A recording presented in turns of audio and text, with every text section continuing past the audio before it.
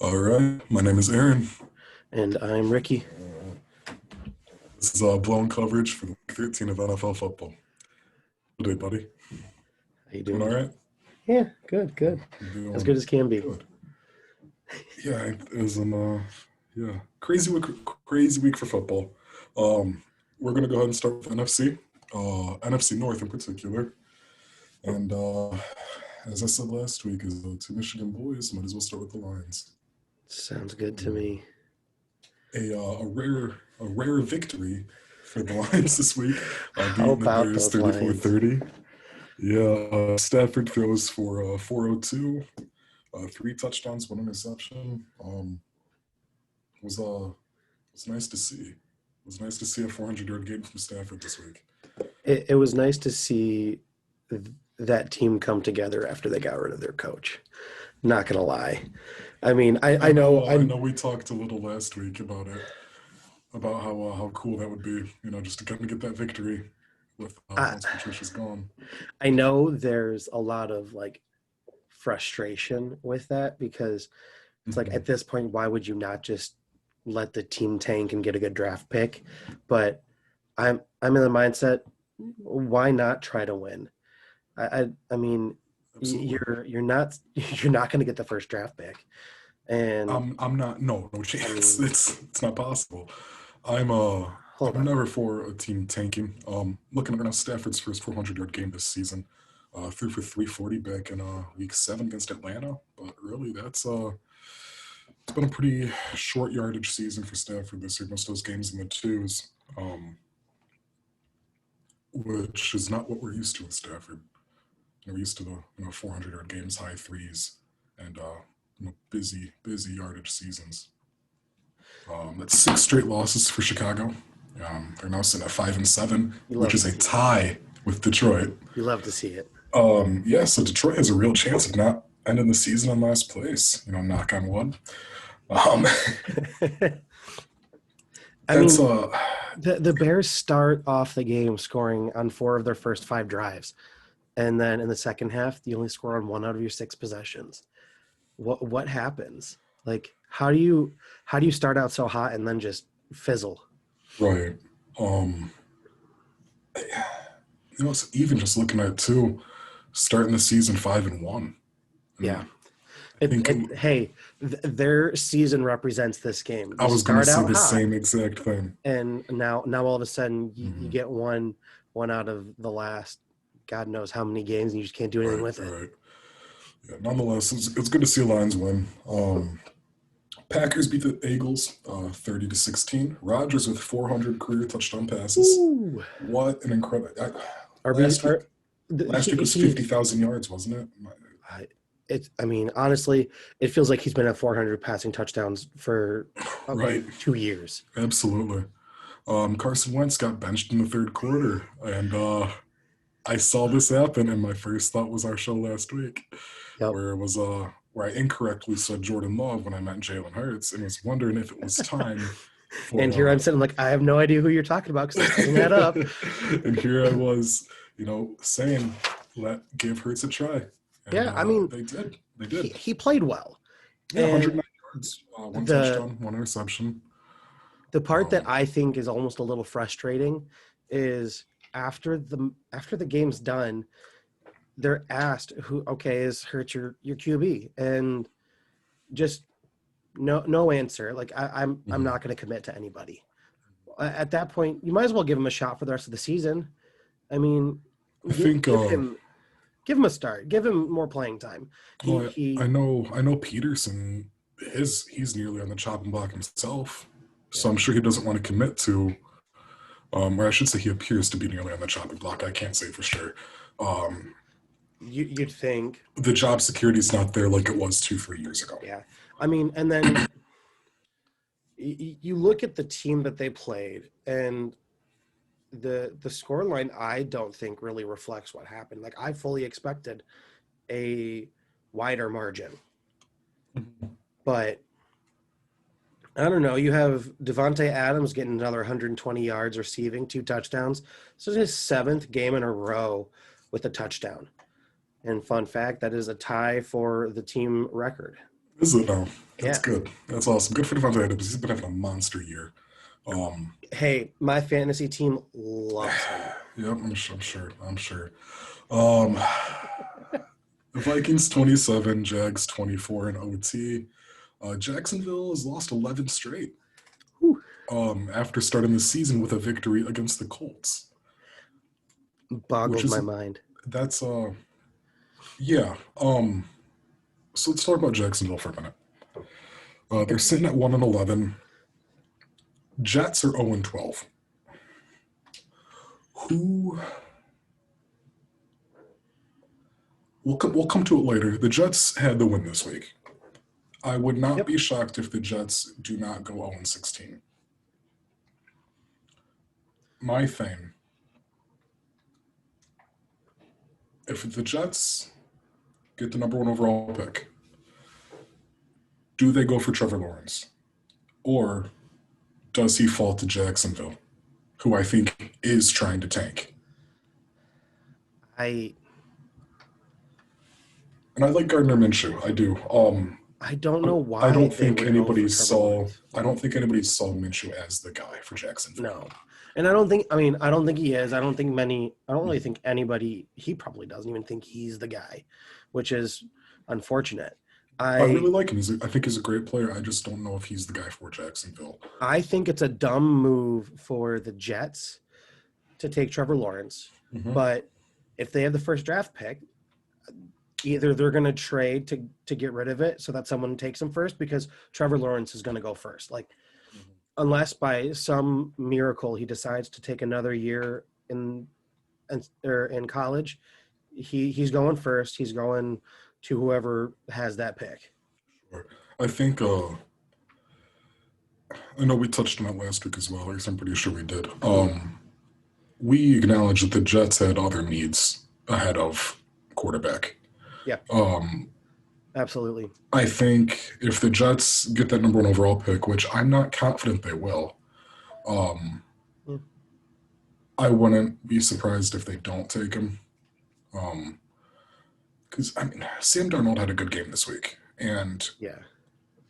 it's interesting to see because Darnold's never really had a team around him. It's hard to showcase your ability as a quarterback when you don't have the weapons that you need to do that, let alone Right. I mean there are so many pieces to the puzzle, Mhm. but I don't know. I'm more inclined to think Jacksonville might be more in the market for Trevor Lawrence. I mean, thinking about this game, it went to overtime. It's an ugly game with 4 turnovers for Jacksonville, 2 turnovers for Minnesota. There's a safety. I mean, both Yeah. teams miss a field goal to win the game before overtime. Mhm. I just Yep. I Nonetheless, don't know what happened. NFC North, you're sitting at Packers still on the top at 9-3, Yeah. Vikings 6-6, and then the Bears and Lions rounding out 5-7 each. It's crazy. That is Good time, good insane. time.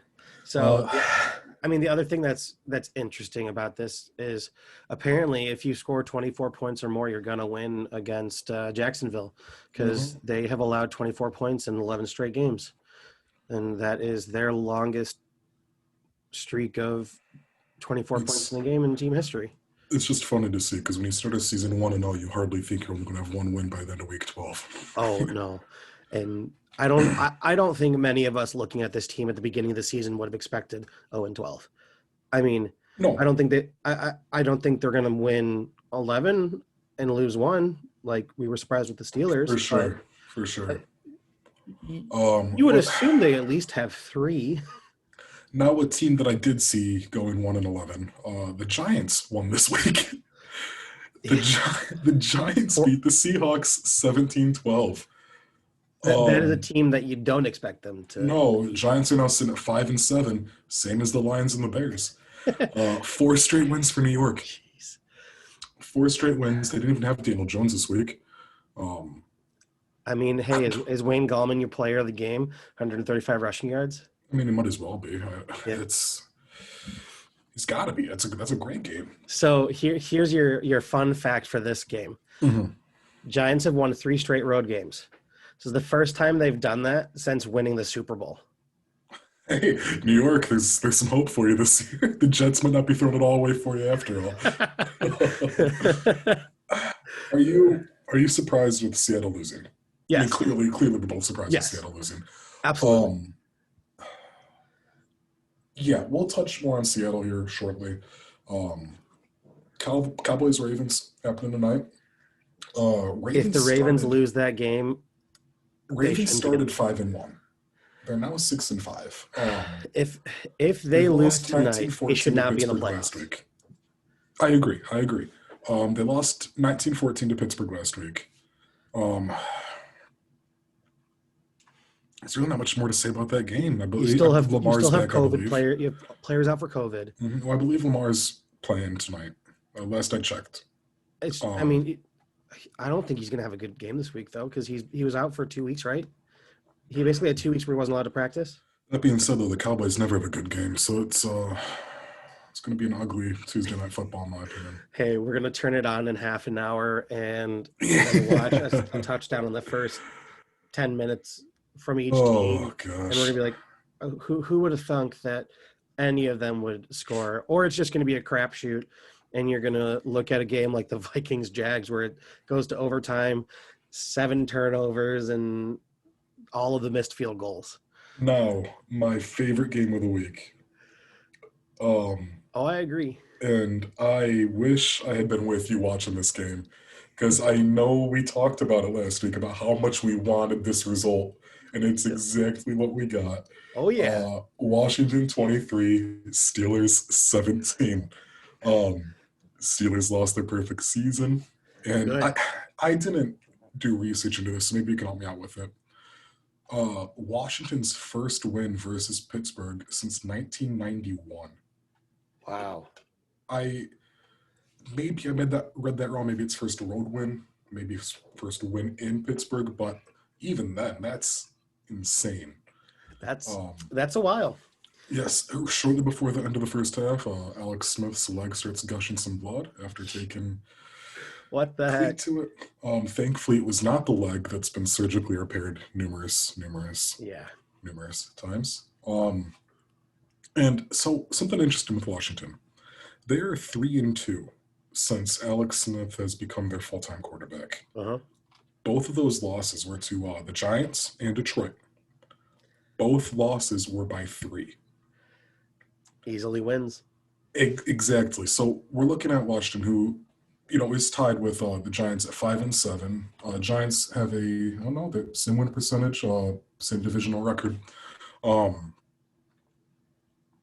it's the if Washington football team is 5-0 with Alex Smith, which they easily could have been, this is a very different NFC East because it's no longer a laughing stock. It's more of this is Washington's division. You mean a 5-7 top team in the division makes it a laughing stock? No, but a 7-5 makes a hell of a lot more sense. Yeah. I mean, okay. Washington has 20 or more points in 6 straight games for the first time since 2016.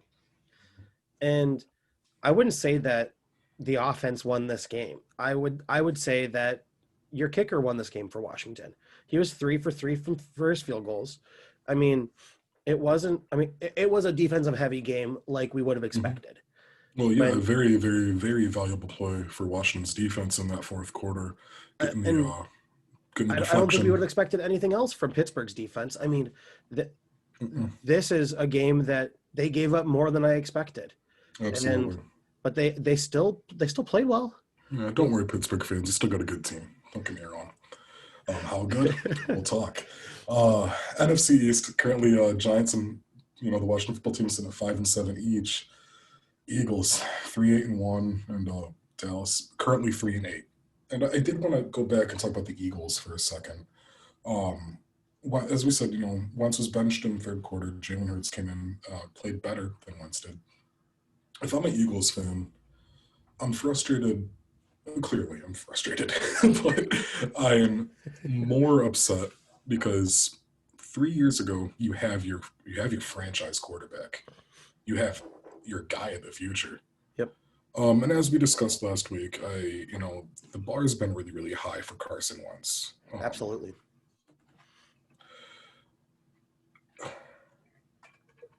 But you gotta start Hurts this week, right? You've gotta. I don't think you really have an option otherwise. Yeah. Your season is not looking like it's going to progress to anything.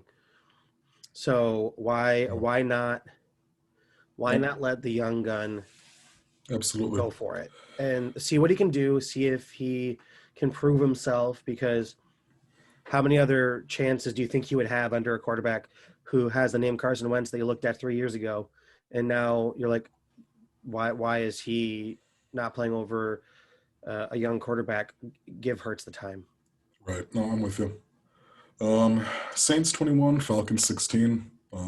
Saints have officially clinched a playoff spot. Yep. Bucks and Cardinals round by this week. Taysom Hill, since he's been looking really good as a starter these last he has. 3 weeks. I mean, he's 27 for 37, 232 yards, 83 rushing yards. He is the first quarterback in the Super Bowl era to face a divisional opponent twice in his first three career starts, and wins both games. So I'm gonna throw it back to last week. If you haven't heard that episode, go listen to it, and we'll wait for you. 3, 2. Yeah. Okay. Hey, welcome back. Last week we discussed how we both thought the Saints have a chance this year, a genuine chance, very good chance. And if they win it, I think Breeze is done. I think you agree with me. It makes sense. Is Taysom Hill the guy then? Probably. Or are they going to keep doing with Taysom Hill what they've done with Taysom Hill for like the last 2-3 seasons? I hope just have him be everywhere. I agree. I think he's done. I think he's proven that he has deserved to start. And I mean, even if it's a short-term solution, if you don't want somebody who is a Lamar Jackson rushing combo, and you want someone who is a Drew Brees, sits in the pocket and can move if he needs to, like absolutely needs to, he can get out of the pocket and get that first down. But if he doesn't fit into your offense, I understand it, but you got to start him if Drew Brees retires and keep him at least for a couple seasons, unless you're trading him for a good option in Matt Stafford, maybe. Ooh, there's a NFC South. You got the Saints at 10-2. Sorry, I had to. Yeah, the Bucks at 7-5. Falcons and Panthers both at 4-8. Saints, for all intents and purposes, have pretty much clinched the division. Just another winner, so yeah. Yeah, good for them. Oh, good year for the Saints. Rams. So, go ahead. The other interesting thing is, since Brees has gotten hurt a couple times past 2 years, Saints are 8-0 without him. Are they now? Yeah, and you have Michael Thomas, who is the fastest player to receive 500 receptions in NFL history in a whole 69 games. Wow. I mean, for a while they were led by Bridgewater in a couple of those 8-0 games. That being said, Panthers are 8-0, so I'm not sure if Bridgewater was the trick. I mean, I would go with it's more the team itself, and you find the right pick or the right filler almost for that game. But yeah, that's just something that it tells you. Drew Brees is fantastic, but he's not the only player who can play on that team. Right. Yeah, I mean, speaking of Bridgewater, McCaffrey should be back next week, so Carolina, there's some hope. Rams 38, Cardinals 28. I know we talked last week that we agree Cardinals aren't really a team this year. Maybe next season. Possible. Boy, Kyler Murray had a great start to the year. And it's looked rough lately. Some of that's been the defense he's been up against. And I'm not throwing in the flag by any means, but no, and I don't think you should. No. Bills 34, 49ers 24. It was a rough start to the game for Buffalo with a long drive in the first, only to hand it off to Moss, I believe it was, to fumble it. And Niners recover, lead with a touchdown, and Buffalo's defense, they came back real quick. And I mean, yeah. Josh Allen has a hell of a game. Mm-hmm. He throws for 375, 4 touchdowns. Stephon Diggs catches his 90th reception of the season. And this is the caveat of this game is the Niners aren't playing at home. They're the home team, but they're playing in Arizona because of restrictions in for their home stadium. Like I don't know why you'd want to even just have a home game. Just say, nope, we're going to go away and suck it up because they're not going to be making the money. But in these type of games since 1970, if a team is playing at an opposing team's home stadium as their home game, they're 1-5. Mm-hmm. Only one team has won in that scenario. Do you have who it is? I'd love if you did. I did look that up. But, as you said, Josh Allen, good game. Stephon Diggs, good game. Cole Beasley, great game. Cole Beasley's been on fire lately. Great thing, fantasy's almost over, so no point in picking him up. Rams back at top division at 8-4. Up there with Seattle, I should say, at 8-4 as well. Arizona 6-6, and the 49ers 5-7. Realistically, nobody's out of it yet. Once again, LA Rams, I'm sorry for last week not knowing how good you are. But as we head into week 14, 4 regular season games left. Yeah. Let's go over our NFC playoff predictions. And I believe we agree on who we both have with the number 1 seed.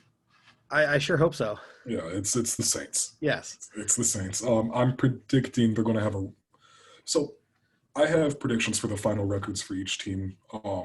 And just let me know if you agree with them. See if that's a fair assessment. I have the Saints going 13-3 the rest of the season. I'm taking one more loss, winning everything else. Yeah. I mean, I don't think that's unrealistic. Yeah. The number 2 seed, I have the Packers.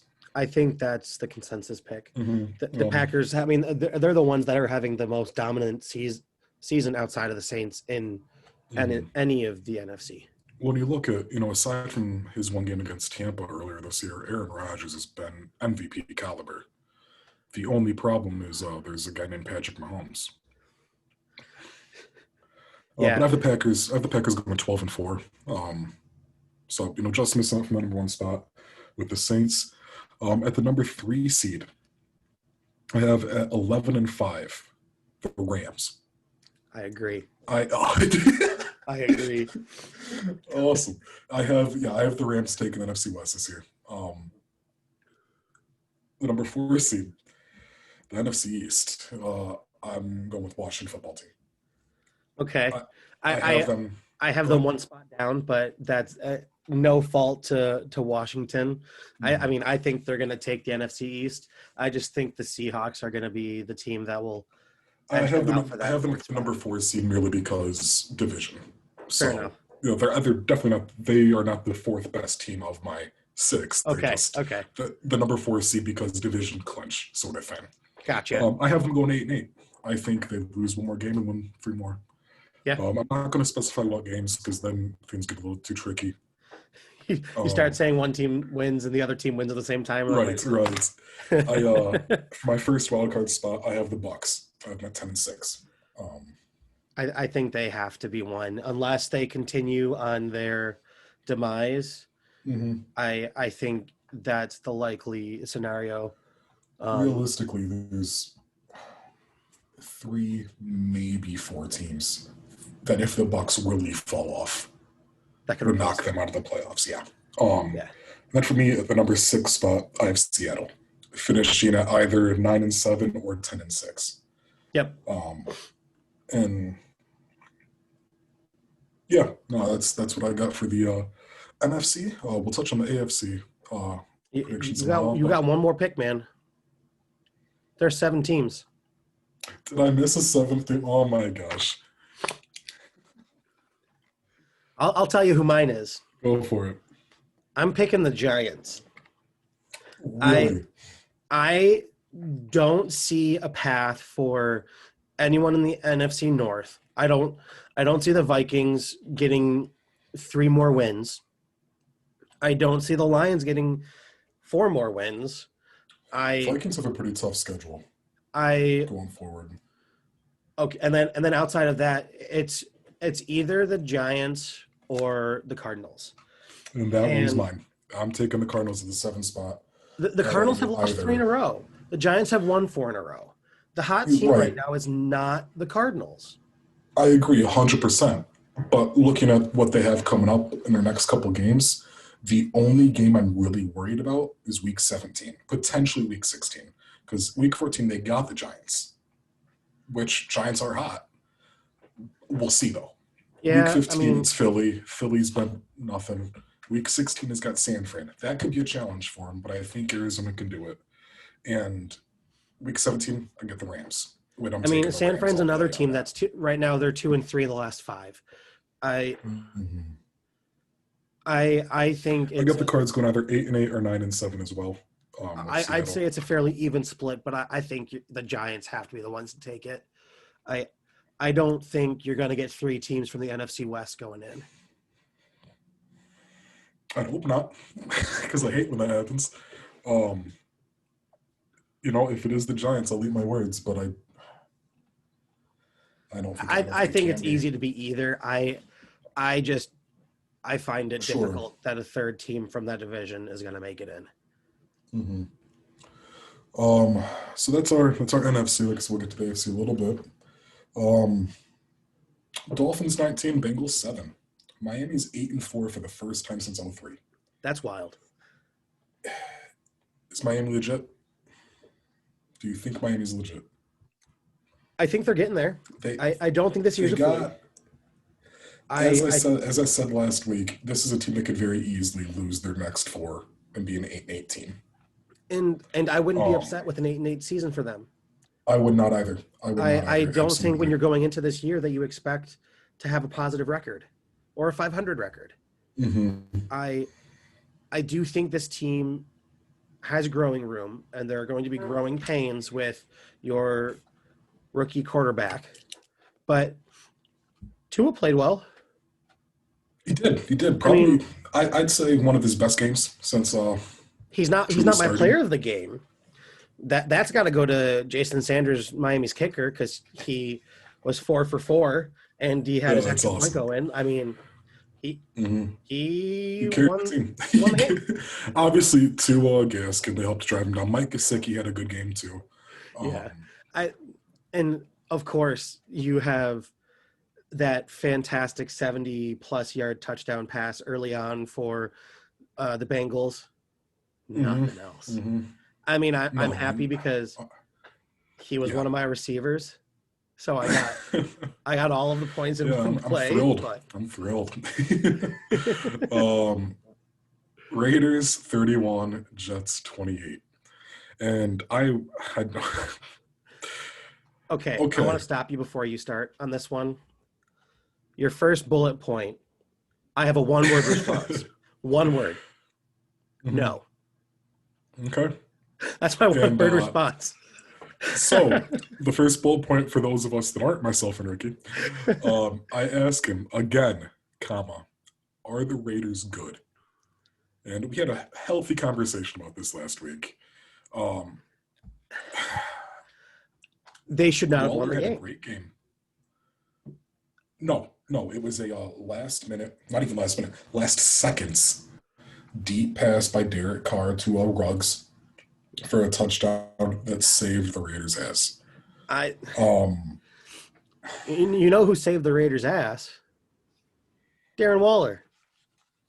Darren Waller had a great game, 100 yards, He he most by a tight joins end in Hall team of history. he joins Hall of Famer Shannon Sharp as the only tight end in the Super Bowl era with 12 or more receptions, over 185 yards, and 2 receiving touchdowns in a game. hmm Yeah, no, like I said, most receiving yards by a tight end in team history. Wild. So here's to Darren Waller. A little bit of a spoiler: he is our player of the week, so our runner-ups will be compared to him. Um, the Jets fired the defensive coordinator after the game, Greg Williams, which we'll come back What? to that in 1 second. 1 second. Um, do the Jets win a game this season? Coming up, they have Seattle, the Chargers, the Browns, and the Patriots. Yes. I agree. Chargers. And I hope, unfortunately, and if it's the same Chargers as we got this week, If and they play that like they being did this said, week I and they want play that Chargers team, if both of these teams come up, no brainer, to. no brainer. And I'm honestly interested for Week 17 Jets Patriots again, just because that was a really good game earlier this season. I was gonna say Um, if they could, I was gonna say they could have a 2-win season. that being said, if this is the same Seattle team as we got this last week, the Jets are beating Seattle too. The only game that they for sure wouldn't win if they play this week's teams is the Cleveland Browns. Well, I don't We're think looking at they shouldn't be beating the we're Cleveland looking Browns at a either. 3-13 Jets, baby. It's nearly good enough to be that leader of the NFC East. Hey, they do that, and we got a brand new first-round draft pick. It's insane. But The Jets fired the defensive coordinator, Greg Williams. Um, we talked last week about how Adam Gase is just there till the end of the season. yeah, What's the difference? why not just keep your staff at this point if you know you're firing them, or just get rid of everybody? I mean, That's exactly my point. there's no reason to fire one and not fire all of them. Mm-hmm. The other thing is the Jets have made histories. Really, they've tied history. They have allowed 30 or more points in all 7 non-division games since the NFL first split into 4 divisions in 1967. I mean, also good for the Raiders. This is their first road win against the Jets since '96. It's only 6 Raiders. matchups in that time period, but still, that's a long time to not win on the road. Yeah, it's I don't know. It's we agree the Jets had this game. This was New York's game. Jets should be 1-12 right now.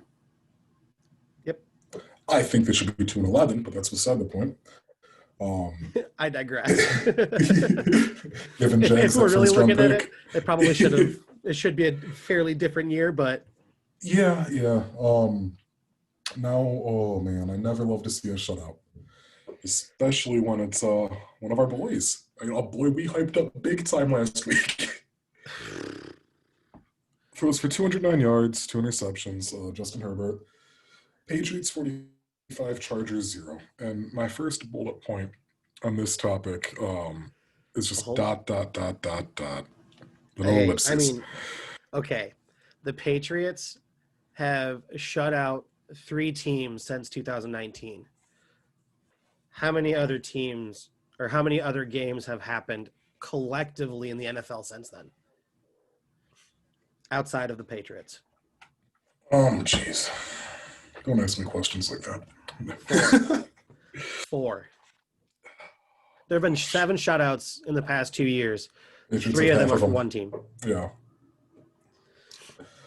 Largest deficit in franchise history for the Chargers, which obviously. I mean, and they've only been shut out 2 times in the last 20 seasons. The last time was 2014 against Miami. Oh boy. I don't think it was this bad. I think that's Clearly. a Tannehill. I think 14. I think that's a Tannehill led Miami. Maybe might have just before Tannehill. Might have been. 2014 seems so long ago. Right? Report came out St. Anthony wins to be evaluated after the season. Good. Evaluated. We talked about it last week. He should be gone now. But then again, that's really contradictory with our opinion on the Jets. So I disagree with that because you have a team that is for the season. I don't think you get rid of them midway through. When you have a team that very likely should have a completely different record. You should be positive. I don't see a reason to keep. Like, this team is 3-9, and I think we agreed last week that it should have had 3 or 4 that could have gone either direction. A very different record. This was a loss. They could be 500 right now, and we would say, "Yep, end of the season, evaluate it, no problem." Right now, I don't think it makes sense to keep them. I believe a report came out shortly before game time, and I don't have a source for this, so my apologies. Where maybe it was either last week or this week, in between our show. Yeah. Where Anthony Lynn had said something at a team meeting, essentially saying, boys, we're probably not going to the playoffs this year. At this point, the Chargers were still in contention. Yep. I mean, not really, but mathematically, they still had a chance. Why would you tell your team already, like, no, not happening? Because he doesn't want to be there. Chargers fans don't want him there, to be quite frank. I mean, okay, you have the Chargers who had a crappy game. Then you have the Patriots that had one hell of a game. Cam Newton, I mean, he has the most one passing touchdown, one rushing touchdown games in the NFL since the 50s for a quarterback. He has 2 rushing touchdowns for the 4th time this season, and that's the most in a season since 1950. He has 69 career rushing touchdowns. The next closest rushing touchdown by a quarterback is 44 in NFL history. I think those stats alone tell you why this game went the way it did. When you have a quarterback with the caliber of Cam, who can run, and he has 2 rushing touchdowns and a passing touchdown, his stats are crap. 69 passing yards and 48 rushing yards, but he has 3 touchdowns. Yeah, if you can manage 3 touchdowns and that little amount of yards, you deserve to be the winners. For sure. I know we talked last week. Cam's not the guy for New England. Nope. I still don't think so, but he still had a good week. Absolutely. AFC East, Bills sitting at 9-3. They, no matter what they do, they can't seem to make any ground on Miami sitting at 8-4. Pats 6-6, and our Jets 0-12. Browns 41, Titans 35. Last week we talked, aside from Washington, Pittsburgh, this was the game we were most excited for. Yes. I think we both envisioned a very high-scoring game, too. Yes. The thing is, so I'll go through my notes here real quick. Cleveland officially has a winning season. Yeah. Great. Good job, Cleveland. The Browns scored on their first 6 drives. It was a field goal and 5 straight touchdowns. So that being said, the score of this game was really close. Yes, it was. Unfortunately, it wasn't really a close game until the end. Scorelines are deceiving. Exactly. I mean, take nothing away from they got Derrick Henry to fumble, which doesn't happen. Tannehill had a good game. 389 yards, 3 touchdowns, 1 interception. Baker had a great game. 334 yards, 4 touchdowns, 1 fumble. Yep. So yeah, like I said, don't let the stat lines fool you here, the score lines, I should say. It wasn't too close, but both quarterbacks really deserve some credit for a great week. I mean, so do receivers. You have Corey Davis, who has 182 receiving yards with a touchdown. I mean, that number that's a lot of yards. Yep. Jarvis Landry looked good. He's been looking good. Jarvis Landry has passed Larry Fitzgerald on a record for the 5th most receptions in players' first 7 years or first 7 seasons in the NFL. Good job. 613 receptions. So he's been looking really good lately. He was almost a runner-up for me last week, but we didn't talk about that. He had a good game last week as well. The other funny stat for the Browns. The Browns are the first team to have a wide receiver complete a pass, Jarvis Landry, and an offensive lineman receive a touchdown, Kendall Lamb. First time since 1948. Really? Yes. My goodness, Cleveland's making history all over the place. I just think that is the funniest stat line that I found. That's incredible. That's incredible. Colts 26, Texans 20. Uh, T.Y. Hilton had a big game. Once again, we talked about him last week, and Hold on. Rivers finally found him. Hold on. Was this a good game? Statistically, Are we sure? This is the first game in NFL history. Again, we're making history that both teams scored 20 or more points in the first half and combined scored less than 3 points in the second. Is that a good game? the game itself, not necessarily. T.Y. Hilton specifically. Okay. Okay. 8 receptions himself, 110 yards, another touchdown. Second of the season after his first last week. So he breaks his season high record of 81 yards that he got. His first 100-yard game in 22 games. It's a shame. Because I know not just myself, but a lot of people really thought Rivers and Hilton was going to be a dangerous combo this year. It should be. Mm-hmm. Texans looked fine, I guess. I don't. Okay.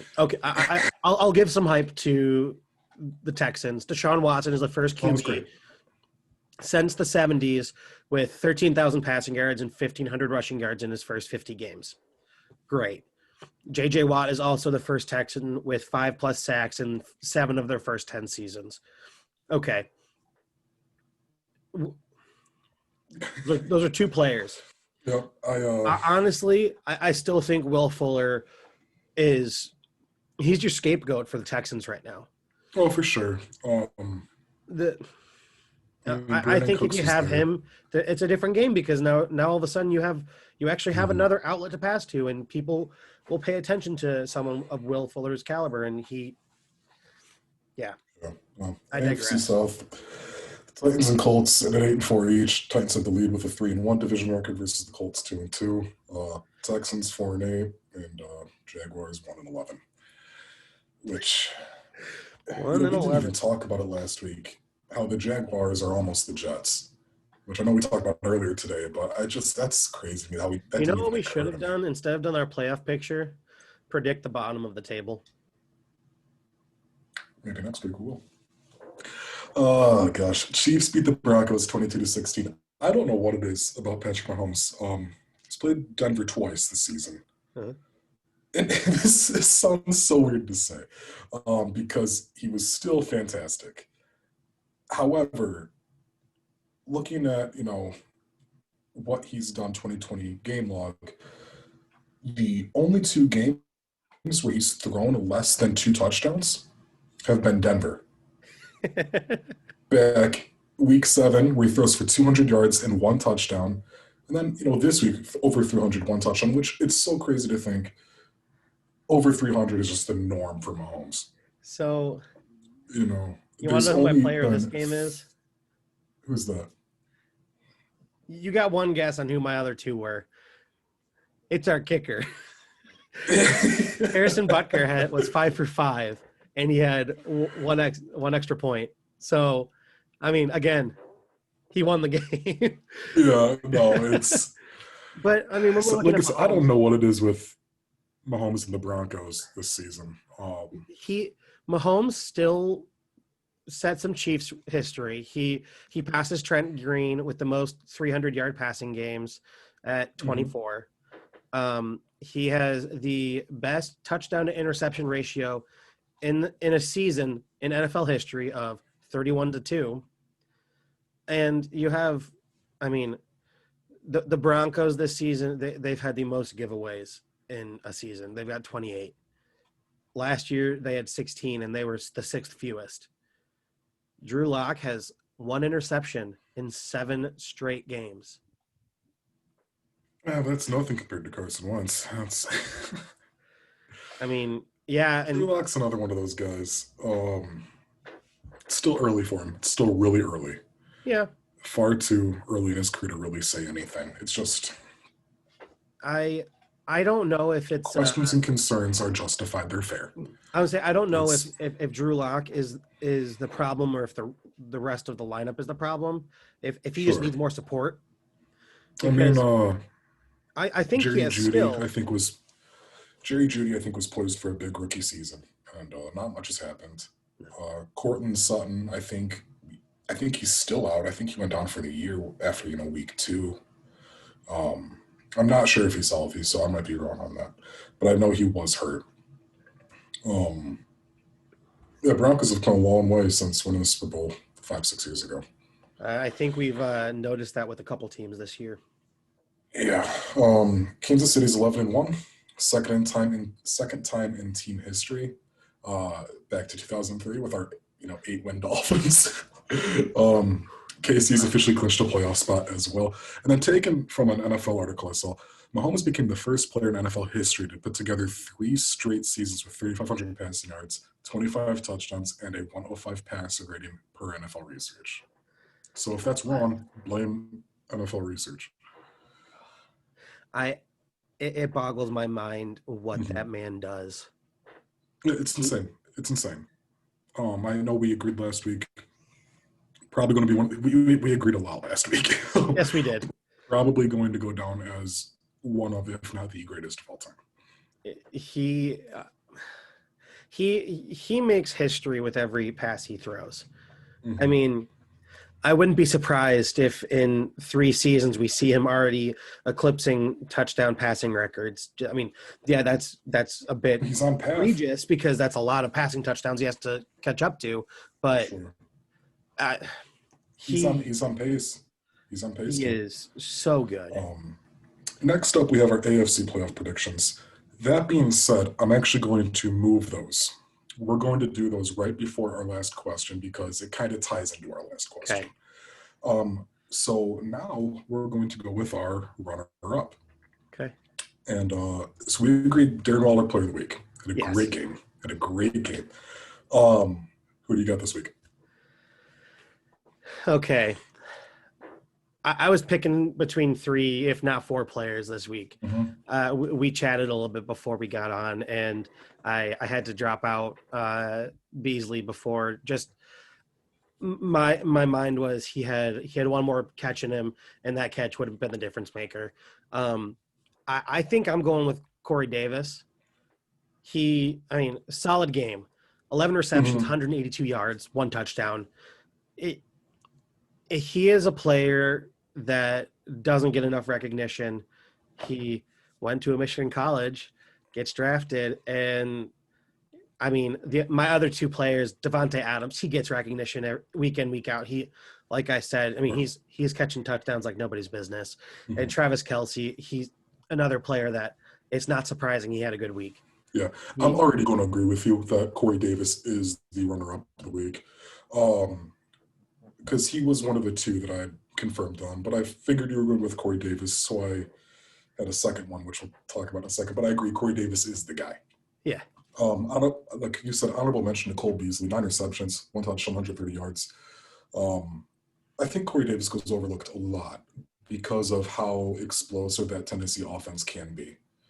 Because A.J. Brown has, and in only his second, I believe, season, he's really become one of the better receivers in football. Mm-hmm. Adam Humphries is showing moments of being fantastic. Derrick Henry, one of the best running backs in the game.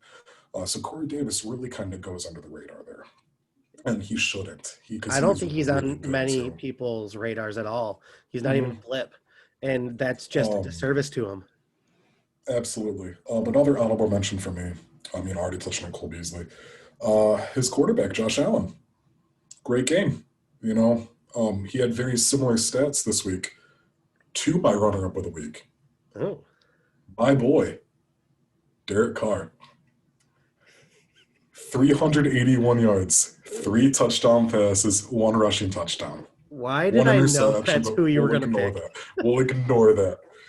Derek Carr had a great game. And I already agree with you that Corey Davis is the runner-up of the week. However, based on our conversation last week, there's no way I could let this beautiful game from Derek Carr go. I knew you were going to do that. Just absolutely knew it. Mm-hmm. So congratulations to Corey Davis. What a What a wonderful game, and a close second for Derek Carr, Yeah. close runner-up to the runner-up, which it felt a little weird to do a quarterback as a runner-up option. But when you do Their look player, at quarterbacks, when we talked last week, you do look at some quarterbacks and they don't get a lot of credit. And no. Derek Carr had a great game. You know, they should have lost said game, but Derek Carr was responsible for 4 of those touchdowns. A quarterback can make or break your team. They are a crucial. They are the probably most crucial point of your team, and you got to give some of them recognition when they deserve it. I mean, it's not like we're saying that Cam Newton with around 100 total yards but 3 touchdowns is our runner-up. We're looking at someone who has just shy of 400 passing yards and has one hell of a showcase. Shouldn't have won the game, but won it. So 24 of those points that the Raiders had were because of Derek Carr in some capacity. And Darren Waller, big game for him too. So now we're going to our favorite segment of the week every time, the BBBoys. This week, so last week when we did the initial BBBoys, I thought the way that we should do it would be, to take the first 3 from a specific position that were drafted. So this week, for example, we're doing wide receivers. So that being said, I would have taken, Jerry Jeudy, Ruggs, and whoever one of these 3 was drafted first, CeeDee Lamb, and determine who was the best, who's the bearable, who's the bust. Ruggs and Jeudy haven't done much this year, so that wouldn't have been a lot of fun. So instead, I took the 3 rookie receivers that came to my mind first, that I first know, let me rephrase that. The 3 rookie receivers who I noticed first that I acknowledged had big games or big seasons so far. So the BBBoys this week, we're looking at CeeDee Lamb, T. Higgins, and Justin Jefferson. Ricky, who is your best? Jefferson. I agree. 61 receptions, over 1,000 receiving yards. He has a 71-yard long reception. He has 7 touchdowns, 42 first downs, 19 for over 20, and 4 for over 40. I mean, he has the stat line. Guy. Go ahead. Sorry. He's the only guy of these 3 who has over 1,000 receiving yards, and he also has it. So far. He has it in the least amount of receptions as well. Who do you have as bearable? Before you say, we are going to discuss these more in depth once we have out who is who. For anybody who watched or listened last week, that's what we did. But yeah, who do you got as bearable? Higgins. I agree. It's bad because I'm literally going down. He has 729 yards reception. But he does have a 67-yard long, 5 touchdowns, 40 first downs, 11 for over 20, and 2 for over 40. He does have I'm pretty sure he's a fumble lost, but when I'm looking overall, he beats out Lamb just a touch. I mean, I agree. He has 650 in yards, a 43-yard long, 4 touchdowns, 32 first downs, 13 for over 20, which is a better stat. But then he only has 1 for over 40, and I also believe he has a fumble. So yep, Lamb's fumbled twice. He lost one of them. Yeah. Higgins has fumbled once, lost it. Jefferson hasn't fumbled. Good for him. I think Jefferson's a unanimous decision here. Something else I looked at with this is where they were drafted. Okay. CeeDee Lamb was drafted first round, 70th overall. Justin Jefferson was drafted first round, 22nd overall. Higgins was drafted second round, 33rd overall. So when you compare them to where they were drafted, nearly twice as many, nearly another 16, 17 picks from Lamb to Higgins. Yeah. And so far, Higgins has, not by much, but been the better player. You also have to look at who their quarterbacks are, like who's around them. I was going to say, what Jefferson.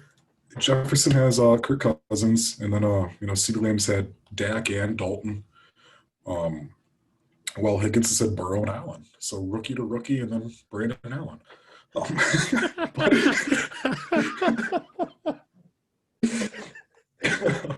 Um, I when you think about what team they're on, I mean, yeah, it's I T. think Higgins has also CD been CD gets the shaft. He short. he's on the Cowboys. Your quarterback is, I mean, Andy Dalton's a fine quarterback. Um, he had some good moments with Cincinnati. Oddly enough, I didn't think about that. yeah. Um, I just I think you're definitely better off being Justin Jefferson just because of absolutely. where you're at. I Hmm. mean, Yeah, as we established last week, Kirk Cousins, pretty good quarterback. Doesn't really get his due, but pretty good quarterback. You also have to look at who they're competing with for targets, and this is where my heart breaks for CeeDee Lamb. Um, Michael Gallup and Amari Cooper. That was all we knew going into the season was going to kind of be like a three-man rotation. yeah. The difference is, though, is it was kind of the same thing with the Bengals, with AJ Green, Tyler Boyd. Tyler Boyd in his own right had a great year. But T. Higgins has been one of those few bright spots for Cincinnati this season. And then you look at Justin Jefferson, and who's he competing with? Thalen? Kyle Rudolph, I guess. It's mainly Phelan. Yeah. And looking at even games where Thalen gets a lot of targets, or, has some touchdowns, Jefferson's getting a lot of targets those games too. Yeah. Um, yeah, Dalvin Cook, sure. But Jefferson is making the most of every opportunity he's getting. So I think he's the best without a doubt. He's taking it and he's running. Yeah, Literally. I think, absolutely, absolutely. The Boston Bearable were much closer this week than I think they were last week. Just based on where they're at right now, and as we said last week, this is a huge overreaction. It's meant to be. Bearables, I think Higgins. I think this is going to be a massive overreaction. Bust is Lamb for sure. All right, it's just about that time for the final question. And I'm going to say what the final question is first before we get into our FC playoff rankings and predictions. Yeah. This week's final question: are the Steelers actually the number 2 team in the AFC?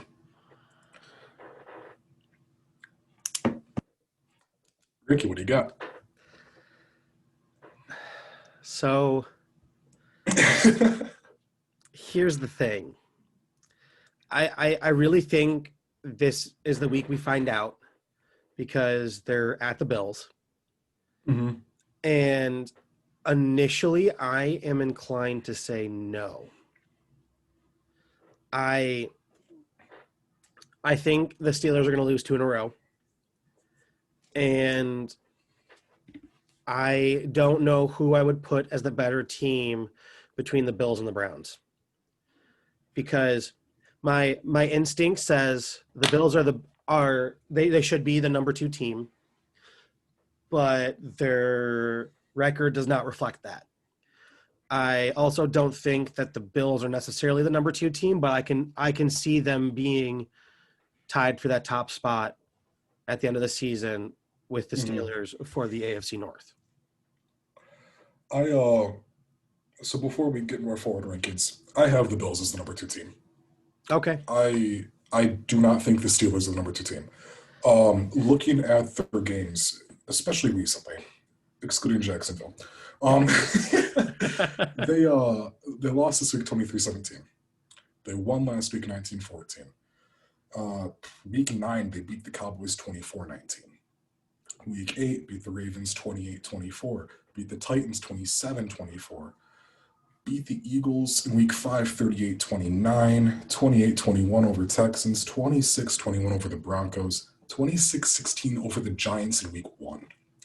Yes, all these wins are still wins. Uh-huh. Absolutely. And, not all of them are one-score games because there's definitely some weeks there where they went off. They destroyed Jacksonville. They really showed up against the Bengals, murdered the Browns earlier this season. Next couple of weeks, they got the Bills. They got the Bengals, they got the Colts, they got the Browns. I have the Steelers maybe the number 3 seed. I'm not even sure the Steelers are the best team in their division. I don't think they are. I have the Steelers going either 13-3 or 12-4. I would not be surprised if they only win one more game, and that's against the Bengals in week 15. Huh. I think they're gonna. I think it's more likely they'll end up 13-3. But I would not be shocked if they end up 12-4. That being said, um, my number one seed for the AFC, same as yours, same as Chiefs. everybody's. It's the Kansas City Chiefs. I have them going 14-2. I think they have one more loss in them this year. Who are they losing to? Let me double check the schedule because it makes sense when I decided. Because um, I suppose it could be that they've already clinched the playoffs. They could coast from here on for me, out. it's the Saints. Week 15, I think they lose to the Saints. Okay. Which I know we talked about last week. You know, a potential Super Bowl matchup right there. I think they lose week 15 to the Saints. Okay. Number 2 seed, I have the Bills at 13-3. I think that's the logical choice. Yeah, just Yeah. Spots 3, 4, and 5 can really be all tossed up. Just depends on how the schedule goes. But tentatively, I have the Steelers at number 3, at either 13-3 or 12-4. okay. I have at number 4 the Titans at either 11-5 or 12-4. Okay. Okay. I have at number 5 the Browns at either 12-4 or 13-3. Why don't you go ahead and give me your through 5, then we'll finish up with 6 and 7 together. Okay. So obviously we got the Chiefs one. I'd say right now it's a toss up between the Bills and the Steelers being that 2-3 spot. I have the Colts over the Titans, but I also have the Browns at 5. Okay. The reason I'm taking the Titans over the Colts is I think at worst, Titans lose one more game this season. Okay. And that's against Green Bay in week 16. And I think that one is virtually a given. They got Jacksonville, Lions, and Texans to finish the year. The only team I can really see them losing to is Green Bay. See, and when I'm looking at the Colts, they have the Raiders, Texans, they're going to win. Steelers and Jags are going to win. When I'm looking at this, I think they lose one. I don't think they're going to lose both Raiders and Steelers. I agree they lose one. I think so. It's for me it's a matter of I think, goodness gracious, let me double check this. I also think that when it comes to the Titans, it really depends on what Lions team shows up. Absolutely. That's their deciding factor. If the Lions that showed up this week show up that week, it's a completely different game. But I think the Titans and Colts could both finish 11-5. Yeah. The thing is the Titans have a better divisional record. Yes, they do. 3-1 versus the Colts 2-2. And I don't see either of them losing to a divisional team. So that's why I have the Titans instead of the Colts there. Okay. But I do have the Colts at number 6 at 11-5. So I still have the Colts getting there. Who do you got at number 6? The Dolphins. Oh, you didn't. I've got the Dolphins. Okay. Like I said about the Dolphins earlier, I mean, to be fair, the Dolphins could slide into my number 7 spot. Yeah. But I think the Dolphins are 8-8, 9-7 at best. That being said, my number 7 spot I have projected to be 9-7. So, you know, that could easily be the Dolphins if things don't go this other team's way. I think the Dolphins easily have 2 wins. I think. They're not going to win next week. They're playing the Chiefs. Mm-hmm. I don't think that's going to happen. If that's the I don't think they're winning week 17. Let me pull up their schedule here. So when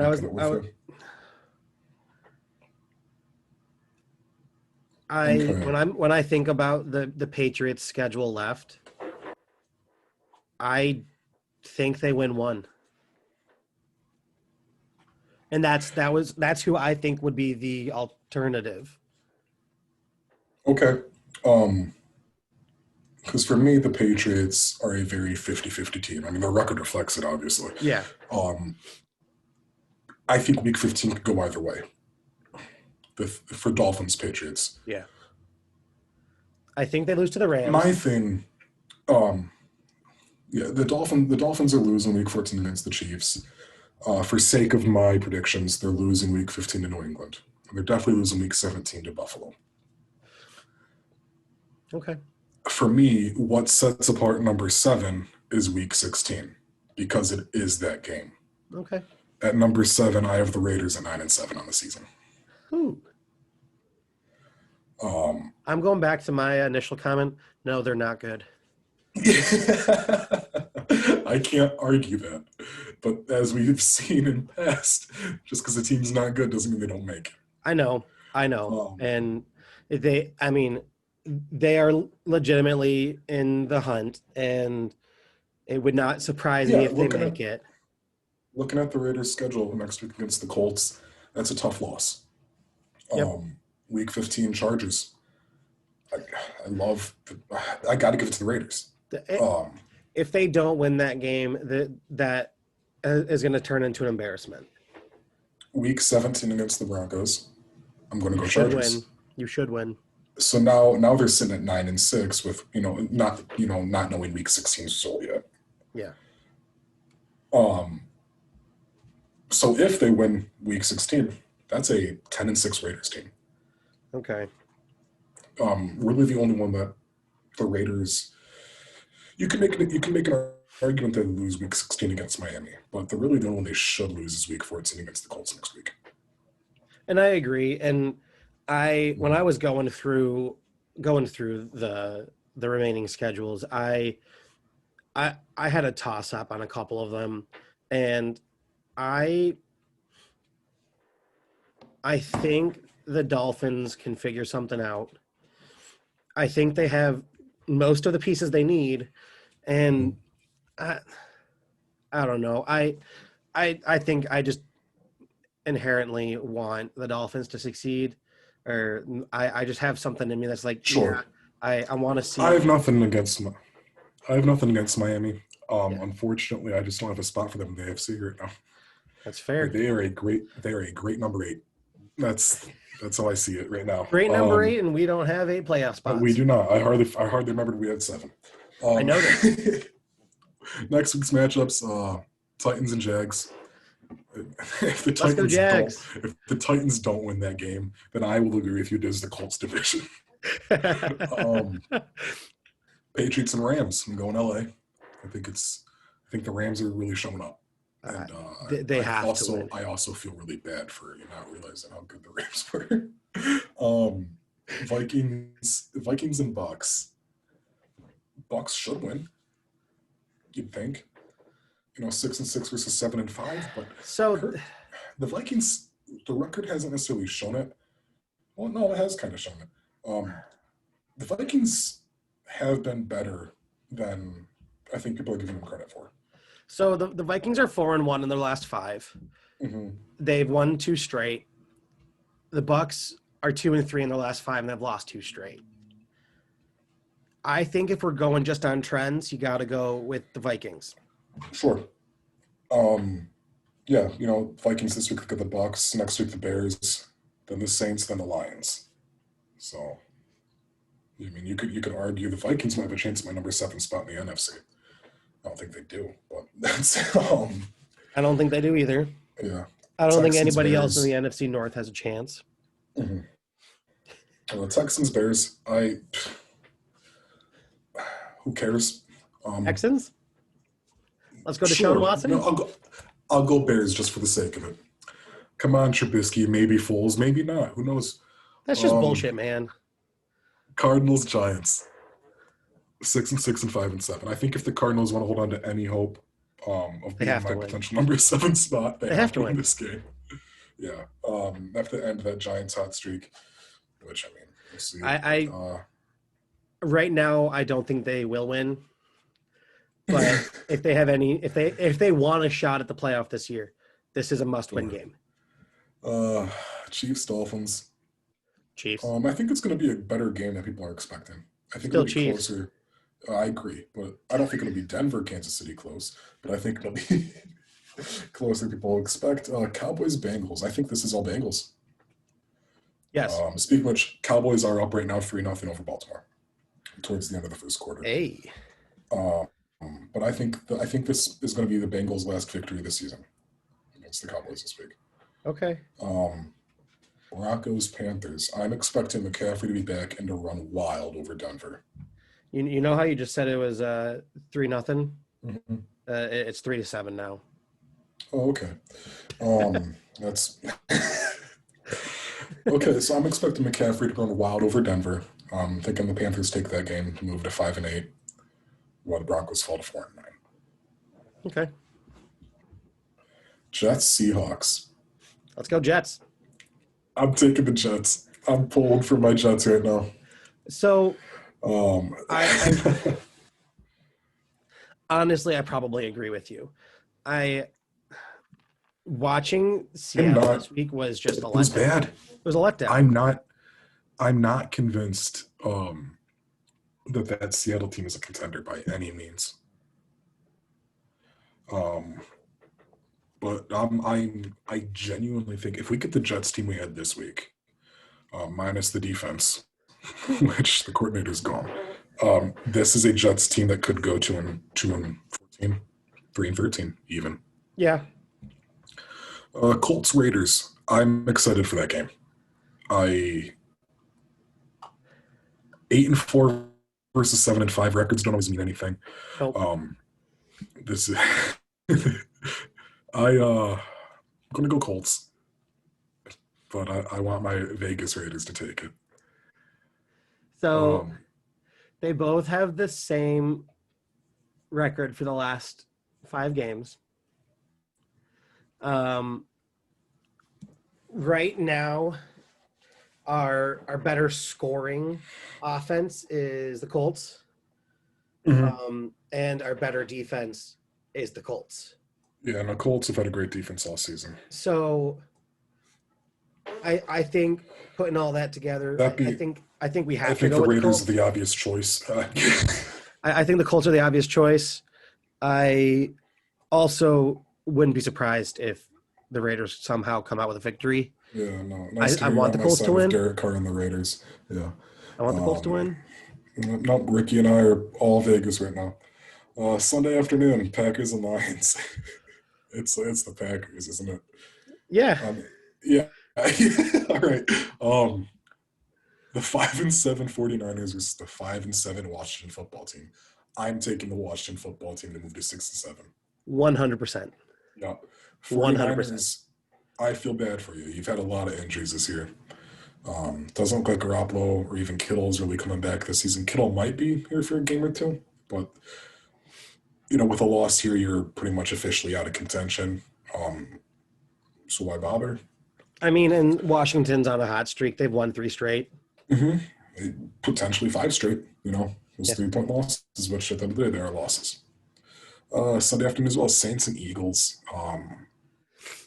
It's the Saints. Taysom Hill is going to be starting again, I believe. I don't think Breeze is back until week 16 or 15. I think what I was reading is he could be back this week.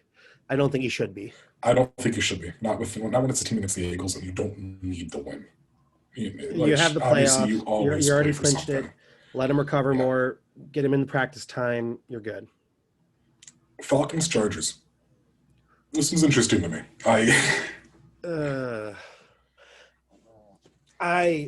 So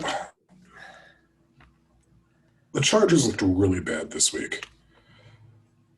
Really bad. A very nice way to put it. That being said, the Falcons have been better than their record shows. They've lost some close games. They've also had some very bad giveaways. Like they've given away. 3-2 in their last 5. They're 3-2 in their last 5. Both losses were against the Saints. The last time they lost a game before the Saints? When? Lions. Really? Lions. Yep. Then they beat the Panthers and Broncos in 8 and 9 respectively. Bye week 10. Lose to Saints. Destroyed the Raiders. Lose to the Saints. I mean, my heart says Herbert and the Chargers. My brain and gut tell me the Falcons this week. I I would love to see the Chargers do something. It's Hmm. not going to happen. Yeah. Sunday night football, Steelers Bills. Bills. I agree. Bills. They're they're my team to beat right now when it comes to that two spot. I They showed up yesterday, and If the Dolphins wanted to gain any ground on the Bills, it'd be this week. yeah, Just sucks you're playing Kansas City. yeah, Monday night football, Ravens and the Browns. It's the Browns. yes. Yeah, it's the Browns. The Browns are hot. The Ravens are not. There's Yeah, my crappy rhyming. yeah, but it's the easiest way to describe it. It's a fact. It is It, what it is. I mean, yes. yeah, I know. I think that just about covers it for the week. Anything else you had, Ricky? I I don't think I got anything. I mean, I know we beat it with a dead horse last week when it came to Hmm. our favorite quarterback of our freshman class. And I just want to say I hope we weren't the ones that screwed him over with the whole. Oh, I didn't even think about that. But no. That I being mean, said, let's be though, honest.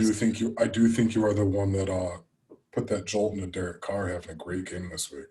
Maybe. I mean, me telling him Yeah, that he just needs to do something because he. merely merely No, I 13 yards separated him and Stafford this week. okay.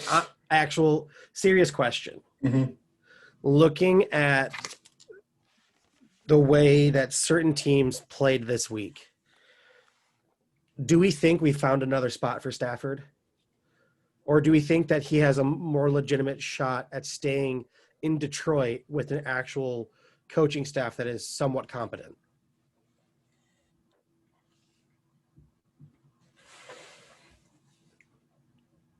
Do How high of a draft pick do you think Stafford is worth? Second round? I'd agree. Um, If we're lucky and you could get a late first rounder. Nobody this week really showed me that Stafford should be anywhere else.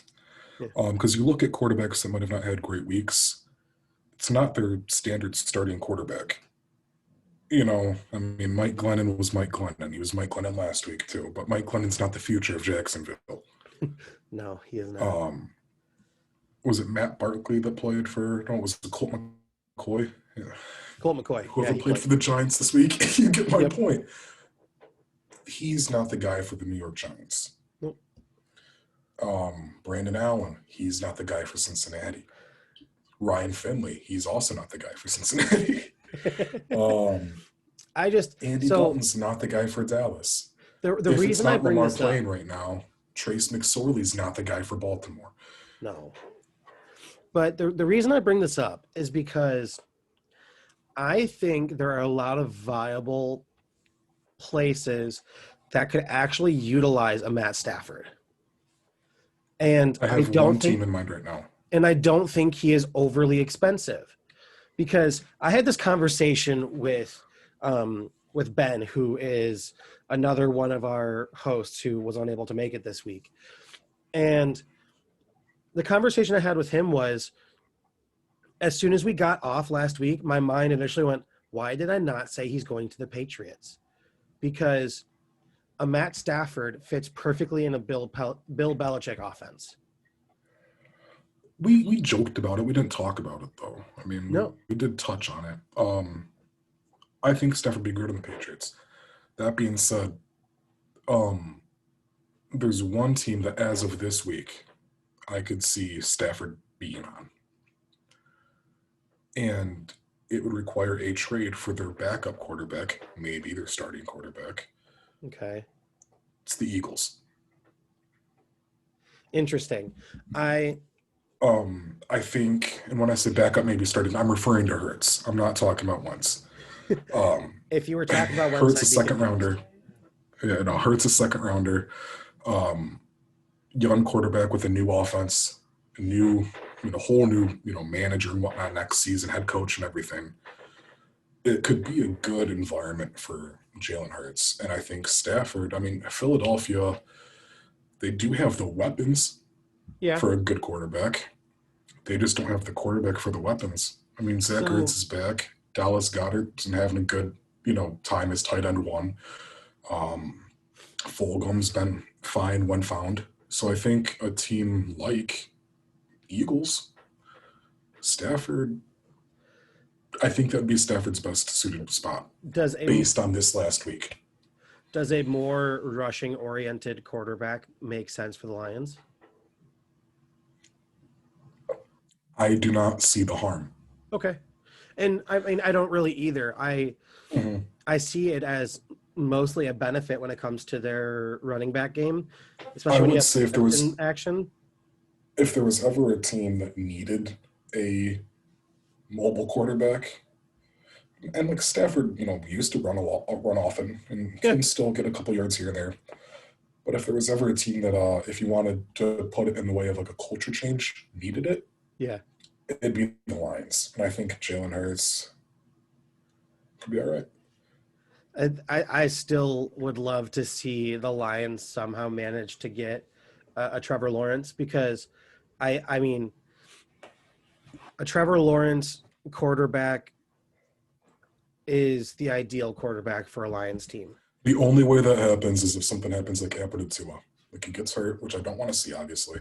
Yeah. He falls a couple spots because of it. It's the only way. So the only way I see it happening is either he decides not to go this year, Mhm. or if the Lions decide we really want him and they give away anything and everything to get him. Well, that's what I was going to say is how high of a draft value do you think Stafford could draw? You could try to trade for that number one pick. So I don't think It'd Stafford have to be alone would get that Stafford. number one pick. No, it'd have to be our, first round, second round, and like fifth round. Um, But I do think a Stafford combo is sufficient when it comes to trading up. mhm. But I don't know that the Ford family would ever say yes to getting rid of Stafford until he retires. Sure, and this isn't, we talked about it last week. We both like Stafford. We both like having Stafford in Detroit. Yeah. But I don't want to see him waste his career here. No. Which I feel I feel like that's the and hell, he might be wasting it if he goes to the Jets. So I think it's more so a waste for him to stay in Detroit.